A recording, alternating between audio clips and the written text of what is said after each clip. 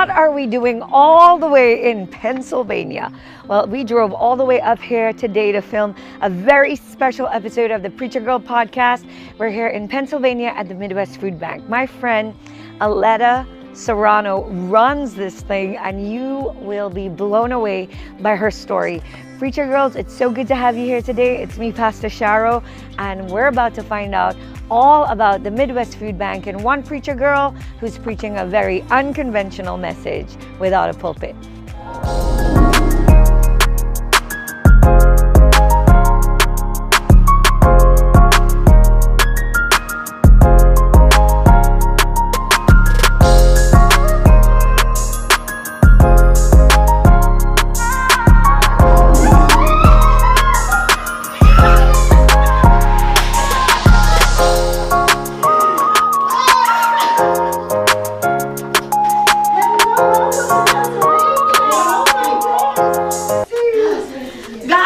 This is Aleta. Hi! Aleta, these are the Preacher Girls. Hello, Preacher Girls! And you're about to find out all about the Midwest Food Bank and my friend who has more energy than I have, which I never thought I'd be able to find. That's not possible. I'm faking this energy. She's not. She's not. Oh, you're in for a treat, Preacher Girls. Let's go. Aleta, you're a city girl. I know you say you're a country girl, but what made you leave New York to come here with your family, with your kids, with your doggy? What happened? Yeah. Well, in a nutshell, really, we felt that God was calling us here. Okay. God called you to Pennsylvania. Yeah. Tell us about that. Well, okay, so let's backtrack to 8 years ago. So about 8 years ago, I felt that God was calling me to a ministry to serve His people in a way of giving food or providing food for them. So with Feed New York and Times Square Church, they started a ministry called Feed New York, actually, which served 100 church partners within the 5 boroughs to provide food to the agency or the churches, who then provide food to their communities. And that's how we've worked since about 8 years ago. So you were a member and you are a member at Times Square Church. Yes, yeah. And so you got involved with your church ministry of Feeding New York. Yeah. And that's how I knew her, because 8 years ago when Hurricane Sandy hit, Hope NYC partnered with Times Square Church and Feed New York to get the food for disaster relief distributed all over New York. And through that relationship, I remember the first time I saw you. I don't know if you remember, but we went to tour Times Square Church, and you were in the office that day. Okay. And I just saw you for a minute. Kate introduced you, and I was like, wow, she's so cute. Well, that's funny, because I'm like, first time I saw her, I'm like, who's this cute pastor? I'm like, why is there a cute pastor? Is that even possible to have a cute pastor? Yes. Just kidding. But yeah, so two equally cute people. Just kidding. Yes, let's put that on tape. Okay, but it was not even the cuteness. This lady is so much energy and joy, and I know it could not have all been energy and joy. No, I don't think so. And so I want to know from the beginning, what are you doing here? Where are you from, and who are you? Oh, okay, who am I? Well, my name's Aleta, but I was actually born in the Philippines, and I came to the U.S. when I was 15. Which would explain the cuteness. Right. Filipinos. But then, so my mom, she was a single mother, and she actually was an English teacher, and then she worked her way, put herself through law school, and she was a lawyer in the Philippines. So her big thing was just this education. So you have to be educated, you have to be a woman of education, whatever. So I always knew God existed.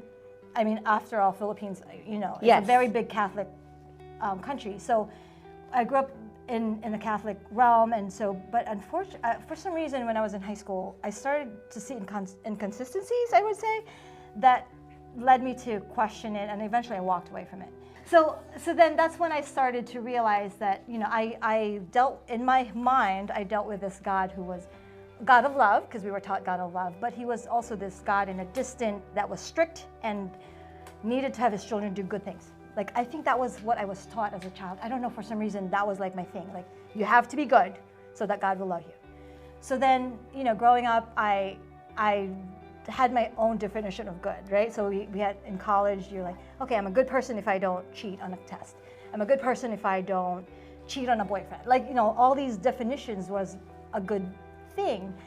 But I don't know if you, maybe not you, but like, for me, good somehow changed to fit my idea of what I want to do. Yes, yes. just- It was relative it was to what relative. situation you were in. It was so Yes. relative. And so finally, when in my 20s, I was faced with a decision to do either good and do the right thing or to save face. And I decided to save face. And that was when my whole world just fell apart. I realized that there was actually nothing good in me. Wow. You know, like, wow, like this whole time I'm thinking I'm a good person, you know, but then to be able to decide to do that, you're like, what was I thinking? You know, Yeah. so my whole world shattered and I felt like, now what? You know, so I guess I spent my 20s trying to reconcile this big God and this broken person, you know, so yeah.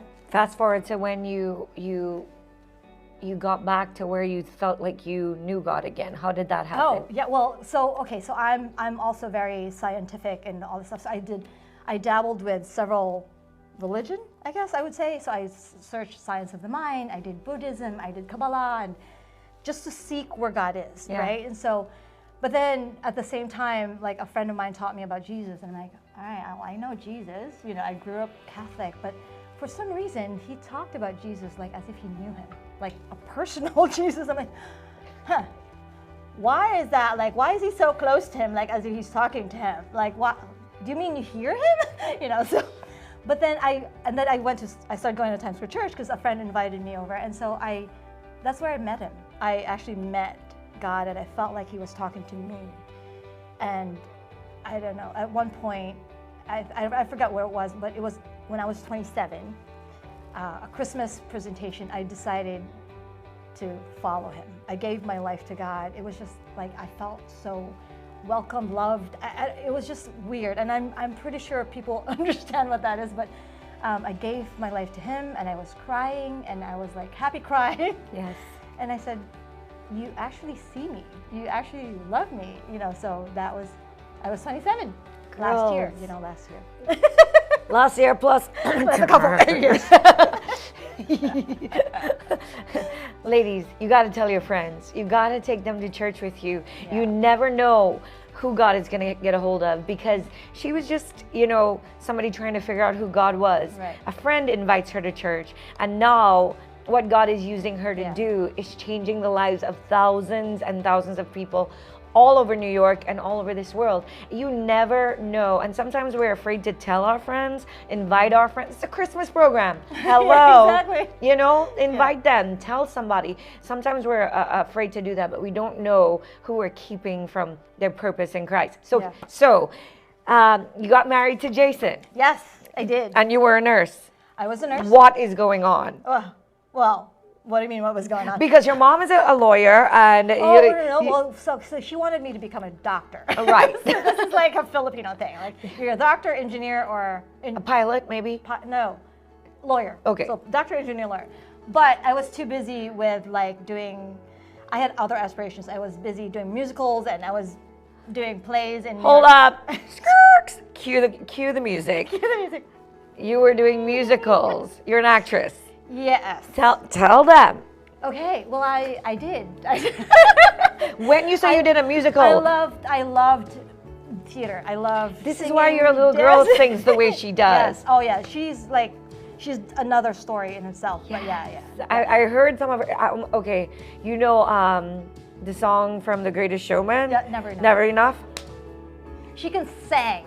She I can can't sing. sing. I sing because I know how to keep a note, but my daughter can sing. She can. So you've been in musicals. Yes. Which was your favorite? Well, the ones I've been in. Yes. I think the chorus line, because it was kind of like I was getting out of high school into college, and I got into this musical chorus line tour, and I'm like, this is so awesome. Like, So did you think that's what you wanted to do for the rest of your career? Yes, I did. That was my thing, and because my mom wanted me to be a doctor, I'm like, no, I can't be a doctor because I'm going to do this. So we compromised, and that's how I became a nurse. I see. How long were you a nurse? 10 years. 10 years. But I love being a nurse. So anyone who wants to be a nurse, it's the best thing. I loved it. But you couldn't do both. Well, I could do nursing and theater, which is why I did that. I see. Because otherwise, if you're a doctor, then the whole world is there, right? So all of this happened in New York City? Yeah. Okay. Yeah. And then you met your husband, And Jason. then I met Jason, yep. And you quit your job.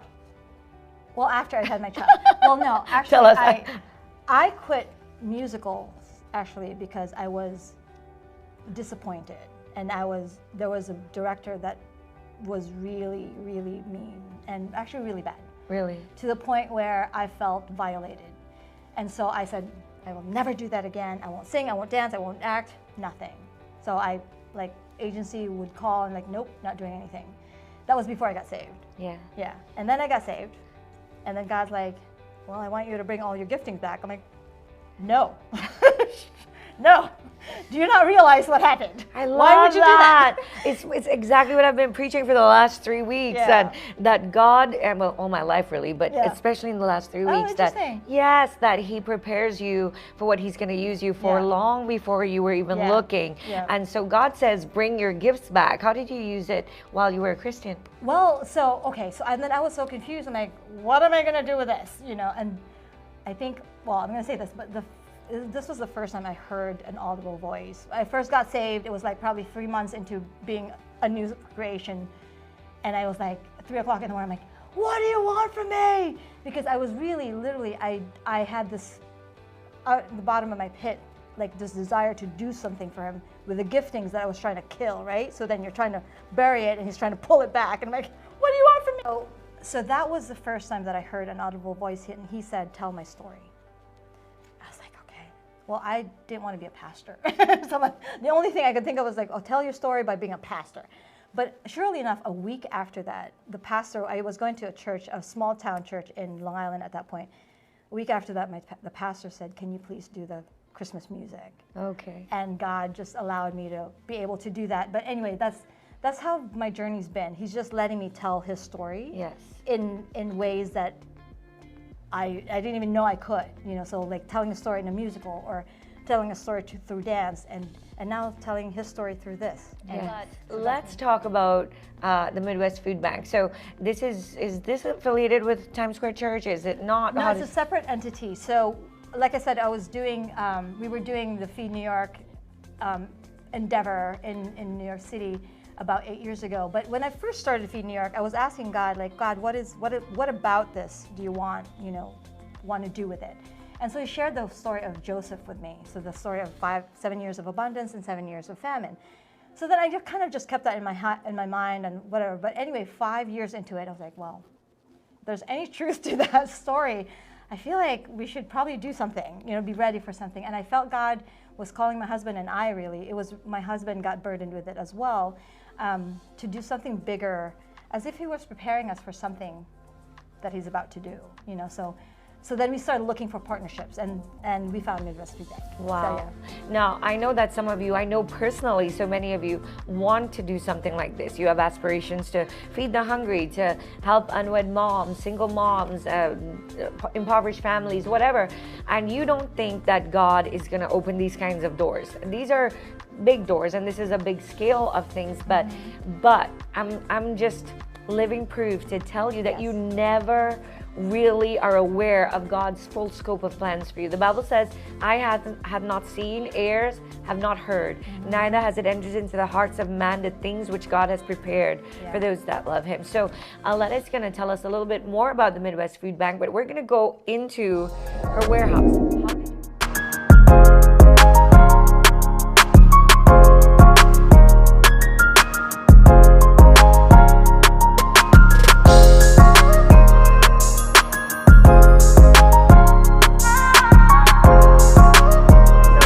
PGs, we are inside the Midwest Food Bank warehouse with Aleta. Hey, Aleta, so the Midwest Food Bank is not just here in PA. Yes, it's Tell not. us There's about it. actually 12 locations. Okay. Of Midwest. There's 10 in the U.S. and there's 2 outside Kenya and Haiti. And so we're the 10th location. Pennsylvania is the 10th location in Midwest Food Bank. It really started in Illinois. Okay. It was started by David Keyser. He was a farmer. And he just realized, like, why are there people hungry when there's a lot of food? Because he's got acres and acres of food. And so he realized that it wasn't a food problem. It was actually a distribution problem. Okay. Which is why he started, you know, taking the food in from people and then giving it out.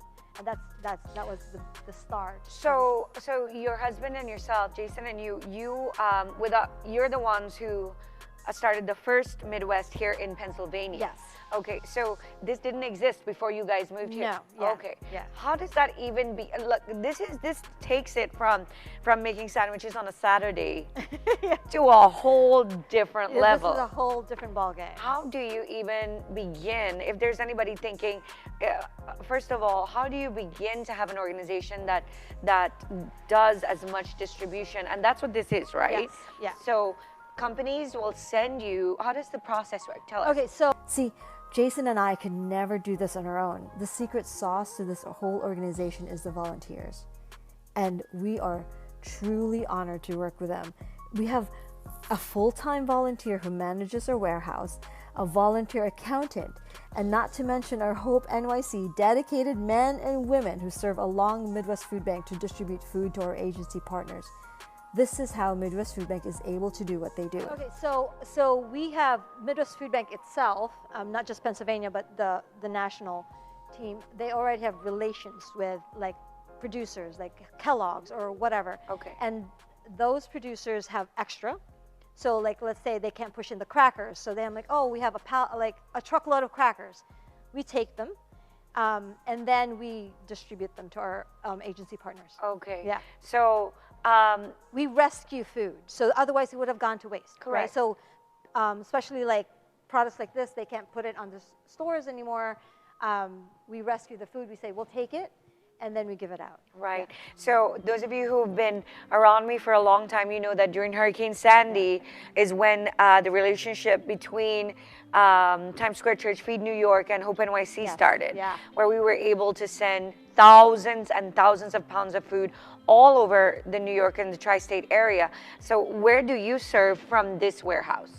Who do I serve? Yes. So we actually serve Pennsylvania, and we have some locations in New Jersey and of course New York. So we had started in October. Technically, we got this leased warehouse in October, and November, December was when we really started, and then Pennsylvania was when we started serving Pennsylvania was in January. Okay. So ever since the beginning, like from November or December, we've given out $1.2 million worth of food. Wow. Here.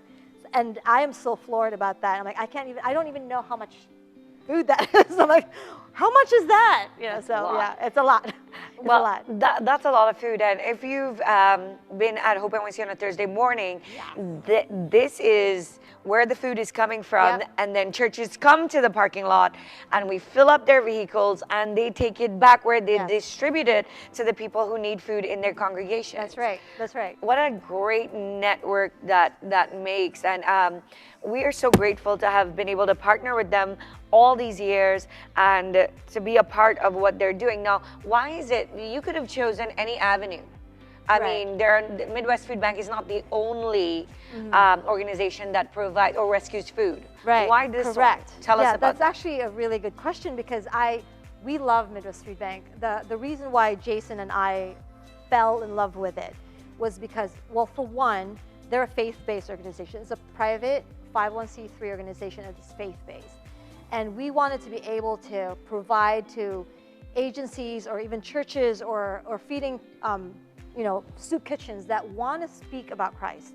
And a lot of feeding programs, unfortunately, will tell you, hey, we'll give you the food, but you can't really talk about God.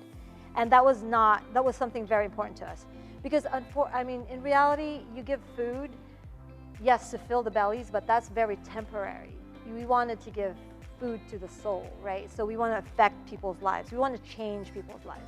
And food is kind of like our avenue. Like, it's like when we have lunches, it's it's the lunch, yes, but it's really the connection that we have with each other that is formed because we had lunch. So that's really our heart. Yeah. Love that. And so in this warehouse, there are thousands and thousands of pounds of food. Yeah. We came in and we're like, I'm so hungry. That's that's kind of like how you feel. But it must have been crazy to leave the city, leave Times Square Church, leave the hustle and bustle of the life that they knew there, and move into. We hear birds, lots of them, lots, and all different kinds. We love it. Yeah, and deer, birds, and grass. Lots of grass. How has the transition been for you? How's it been for the kids? How's it been for Jason, for the puppy? Tell us about that. Well, amazingly, and I think I could attest to this. I think if you really do what God tells you to do, he will work out everything else. And there's a verse for that, right? Like if you focus yourself on God, he will work everything out. We felt that it was time. That was really the reason why we moved here. We knew we had to do this at that certain time. We had this desire to do it during COVID. During quarantine, we said, okay, we're moving. So we moved here, and as soon as we moved here, everything just kind of worked. We sold our house in 3 days after we put it on the market. 3 days. I was praying and I said, God, if you really want me to move, can you please make it quick? And he did. 3 days after, it was sold. Yeah, that's how amazing God has been in our life. And my kids, they go to Christian school here. They didn't go to a Christian school in New York just because there was not close to us. And they love it. And they said, Mom, I didn't know people were so nice. They're so nice here. But I think it was just really because of the Christian values that were in the school. And so we were so blessed. I don't know. I can't explain it. It was as if we were meant to be here. Wow. Yeah. So, you might just be one person thinking that you can't ever affect people the way that Aleta is and her family are, but sometimes people get kept back from the big things because they won't do the little things. Yeah. And you won't make yourself available to do the one thing, and you expect God to give you the million things to do. And the thing, Jesus says it in his word. He said that if you're faithful in the little, then he will bless you in much. And if you're a good steward over one thing, he'll make you a steward over many things. And I love that about you. Tell us about the rock in your yard. Oh, okay. Why not? So we have land here, and I have a space in my land, but we don't know what to do with it yet. But I felt that it was something that I wanted to offer to God, and it was a place where I need to be with God. And so I put this really big rock. It's kind of this really big one, and I put it in the middle of our land, and I decided this is going to be Bethel, which is the house of God. So I go there in the mornings after I drop off the kids, and I just spend time with God. And I think it's really more, you could get so busy with this. You're busy with serving God and trying to figure out what to do and how to please God and how many people to reach and how many people to feed. But most of the time, he just wants you to sit with him, and then he, downloads what he wants you to do. And that's where I've been getting my information from. You know what I mean? I love it. So, when you're looking for who you're going to work with, and when the Lord opens these kinds of doors, it is so important that you don't forget that God chose you. He chose Aleta. He chose you, whoever you are, because of what he put inside of you. And if you ever lose your connection with him as a woman of God and as a daughter of God, you've missed the point. Because all of the things that he's called you to do, the pulpit that he's given you that doesn't look like a conventional pulpit. Look at where she's preaching from. Look at the message she's preaching. The message to what? Feed the hungry? How do you put that into words? Well, actually, it's funny. Well, there's a quote, but I don't know the quote, but it's kind of similar to something like this. I wish I wrote it down. But it's Teresa Avila, I think she was in the 1500s. She said, and similar, don't quote me because it's not the same, I don't remember it. It says, Christ has no body on this earth but yours. He has no feet on this earth but yours. He has no eyes that lays the compassion on people but yours. And so that's how I've kind of, the message, I guess, if you say, is like, we are Christ's body. We are Christ's imager, and we speak his language, and we speak the love that he wants to portray to others. So the thing that I like is, I wanted to show, and I pray that people understand, and believers or non-believers see that the gospel of Jesus Christ is alive today as much as it was 2,000 years ago. So 2,000 years ago, 5,000 people were hungry, right? And he was moved with compassion, and he fed the people with the 5 loaves of bread and 2 fish. That's all he had. And then he fed them with it. And so I feel that he wanted to show that still here. And that's kind of how we are. Like, he's alive now, and he's still doing what he was doing then, today. What a good sentiment. That he still moved with compassion when people are hungry. Yeah. He still moved. That's why he said, it says in the epistles that true religion is to feed those who are hungry. It's to care for the orphans, to care for the widows. Christ is still moved with compassion. I want to ask you that, even as you're watching this right now, and just before we see her taekwondo. Are we doing this really okay?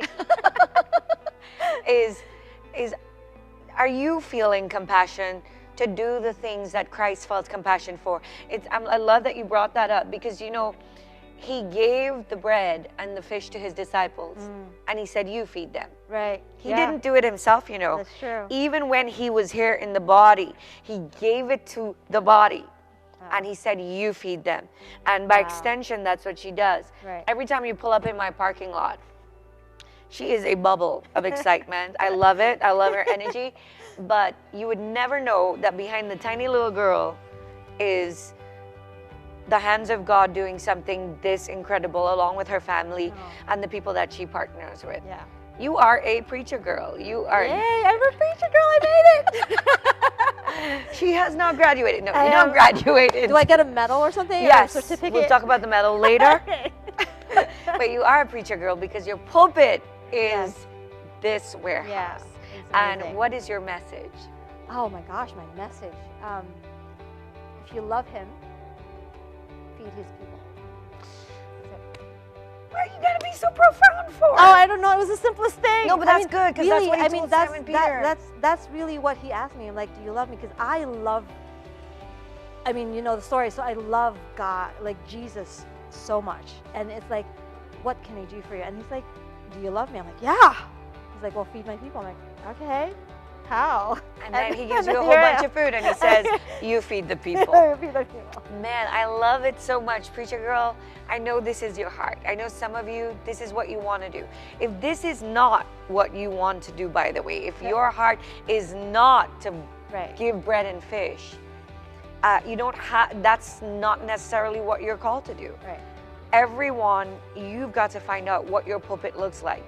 What is your message? And remember, you don't even need a pulpit. You just need a message. You could be a taekwondo, baby of two, doggy mom, wife of Jason, ex-nurse, ex-actress, party goer, former Catholic. You can be all of those things.